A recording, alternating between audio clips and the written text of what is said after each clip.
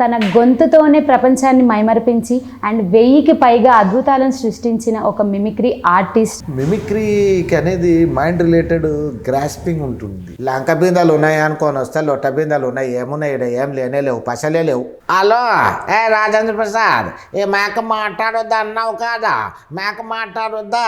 నాకు పెక్యులర్గా బాగా పేరు తీసుకొచ్చినటువంటి వాయిస్ సూర్యకాంతం గారి వాయిస్. యావయ్యోయ్ యావయ్యోయ్, ఒక్కగానే ఒక్క కొడుకు తండ్రి హిల్లరికం వెళ్ళిపోతారంటే ఎలా ఒప్పుకోరు ఆయన. ఆయన కూడా ఎవరు నేర్పించలేదు, ఆయన స్వతహాగా మిమిక్రీ కళాకారుడు, ఆయనగా ఎదిగాడు.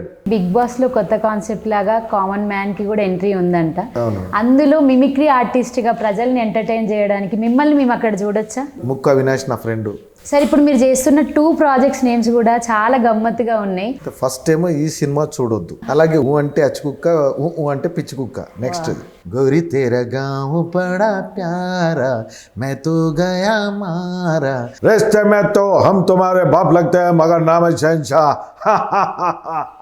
అతనే నాకు అవకాశం ఇచ్చాడు జబర్దస్త్లో first. Tata bye bye good boy ఖతం. మరిన్ని మంచి వీడియోల కోసం స్టార్ టీవీని సబ్స్క్రైబ్ చేసుకోండి, లైక్ చేయండి, షేర్ చేయండి.